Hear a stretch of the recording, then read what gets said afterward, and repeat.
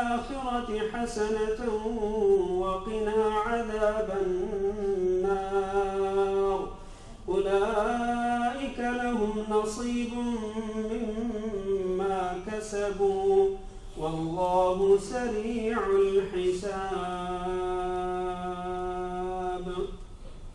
الله أكبر.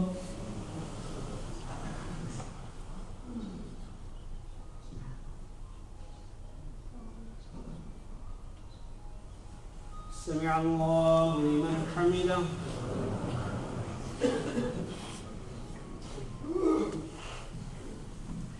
الله أكبر.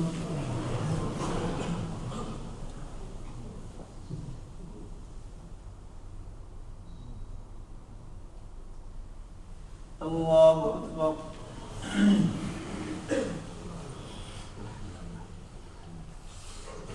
الله أكبر.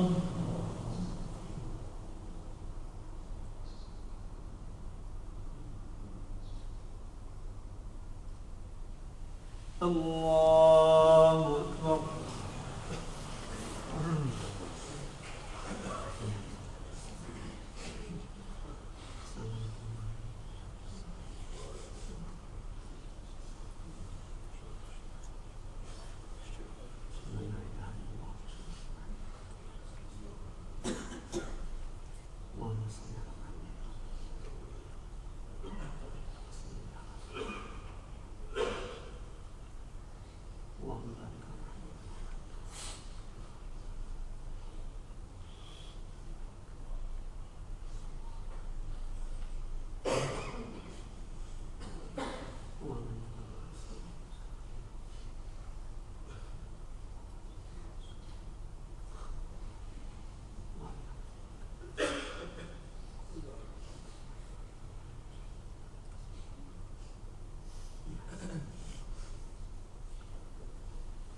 السلام عليكم ورحمة الله. السلام عليكم ورحمة الله.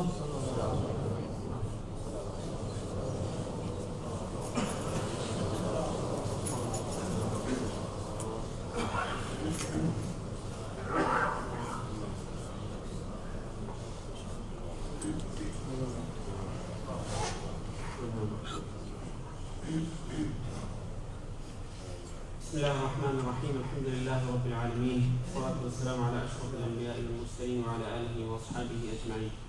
پھر بھائیو اور دوستو، سب سے پہلے تو ایک ضروری اعلان کہ آئندہ جمعرات کو، آنے والی جمعرات کو انشاءاللہ عشاء کی نماز کے بعد ہمارا ماہانہ پروگرام ہوگا جمعیت احیاء التراث الاسلامی قرطبہ میں، اور اس ماہانہ پروگرام میں انشاءاللہ ایک موضوع جو ہے وہ خاص طور پر حج کے احکام کے متعلق ہوگا. حج کے احکام اور مسائل کے متعلق ایک موضوع جو ہے وہ بیان کیا جائے گا. تو خاص طور پر وہ حضرات جو آپ میں سے حج کے لیے جا رہے ہوں یا آپ کے جاننے والوں میں سے حج پر جا رہے ہوں تو آپ ان کو ضرور توجہ دلائیں. آپ خود بھی آئیں اور اپنے جاننے والوں کو توجہ بھی دلائیں تاکہ حج کے مسائل اور حج کے احکام سے واقفیت حاصل ہو.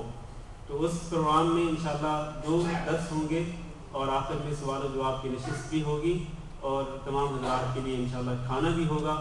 آئندہ جمعرات کو عشاء کی نماز کے بعد جمعیت احیاء التراث الاسلامی قرطبہ میں آپ ضرور وہاں پر تشریف لائیے. اللہ آپ سب کو ہدایت کرے. وہاں پر خواتین بھی آ سکتی ہیں. خواتین کے لیے الگ سے پردے کا باپردہ انتظام ہوتا ہے. ایک بھائی نے سوال لکھا ہے کہ بچی یا بچے کی کس عمر سے حج فرض شروع ہوتا ہے؟ ہاں جی، بچہ یا بچی کب اس پر حج فرض ہوتا ہے؟ جب وہ بالغ ہو جائے. بچہ جب بالغ ہو جائے یا بچی جب بالغ ہو جائے تو پھر اس پر حج فرض ہو جاتا ہے. اگر جب بھی وہ طاقت رکھتے ہوں، ظاہر ہے کہ فرض ہونے کے بعد جب طاقت ہوگی تو پھر وہ حج پر جائیں گے. بغیر طاقت کے، بغیر استطاعت کے تو حج پر نہیں جا سکتے. تو حج فرض ہو جاتا ہے اس وقت جب، یعنی عمر کے لحاظ سے اس وقت فرض ہوتا ہے جب بچہ یا بچی بالغ ہو جائے. اور بچہ یا بچی کے بالغ ہونے کی کوئی عمر مقرر نہیں ہے. مثلا لوگوں کے ہاں بعض لوگ کہتے ہیں کہ جب 15 سال کا ہو بچہ یا بچی تو پھر وہ بالغ ہو جاتا ہے یا بچی بالغ ہو جاتی ہے. حالانکہ عمر کی کوئی تحدید نہیں کی گئی ہے شریعت کے اندر. اصل بات ہے علامات کی. بچے کے لیے یہ ہے کہ جب زیر ناف بال آ جائے تو وہ بچہ بالغ ہو جاتا ہے. اور اس طرح بچی جو ہے جب اس کو مینسز آنا شروع ہو جائیں تو وہ بچی بالغ ہو جاتی ہے، تو اس پر وہ احکام اسلام کے تمام احکامات جو وہ لاگو ہو جاتے ہیں۔ تو اس کے بعد پھر حج جو ہے وہ فرض تب ہوگا جب وہ حج پر جانے کی استطاعت رکھتے ہوں گے۔ ظاہر ہے کہ ان کے والدین اگر ان کو حج کروا سکتے ہیں، استطاعت ہو، تو پھر حج جو ہے وہ فرض ہو جائے گا، یا وہ جب بڑے ہوں گے اور خود وہ حج کرنے کے قابل ہوں گے مالی طور پر، جسمانی طور پر، تو پھر ان پر ضروری ہوگا کہ وہ اس حج کو ادا کریں۔ دوسرا سوال میں یہ لکھا ہے کہ جو شخص حج بدل کرے کیا اس کو بھی مکمل حج کا اجر ملتا ہے؟ جی ہاں، جو حج بدل کرتا ہے کسی کی طرف سے، اپنے والد کی طرف سے، اپنی والدہ کی طرف سے، یا کسی بھی شخص کی طرف سے وہ حج بدل کرنے جاتا ہے، بشرط یہ کہ اس نے اپنا فرض حج کر لیا ہوا ہو، پہلے اس نے فرضی حج کیا ہوا ہو۔ تو اب یہ جب کسی کی طرف سے حج کرنے جائے گا تو یقیناً اس کو بھی حج کا ثواب ملے گا، جس کی طرف سے کر رہا ہے اس کی طرف سے حج یقیناً ادا ہوگا، لیکن اس کو بھی یقیناً حج کا ثواب ملے گا، اس لیے کہ یہ اس کے لیے اس سے تعاون کر رہا ہے، جس کی طرف سے یہ حج کر رہا ہے اس سے تعاون کر رہا ہے، تو تعاون کرنے پر انسان معذور ہوتا ہے۔ لہٰذا اگر اس طرح کوئی ہو، بلکہ خاص طور پر میں ایک بات ضرور بیان کرنا چاہتا ہوں کہ اگر کوئی شخص مالی طاقت رکھتا ہو، مالی طور پر طاقت رکھتا ہو، لیکن وہ جسمانی طور پر سفر کرنے کے قابل نہیں ہے، تو اس کو چاہیے کہ وہ اپنی طرف سے حج بدل کروائے، کسی کو بھی، اپنے بیٹے کو یا اپنے کسی بھی مسلمان بھائی کو وہ اس کے ذمہ لگائے کہ آپ میری طرف سے حج کرتے ہیں، کیونکہ مالی طور پر وہ استطاعت رکھتا ہے، جسمانی طور پر وہ سفر کرنے کے قابل نہیں ہے، تو یقیناً اس پر فرض ہے یہ بات کہ وہ اپنی طرف سے کسی کو حج کروائے تاکہ اس کا یہ فریضہ ادا ہو جائے۔ جزاکم اللہ خیر۔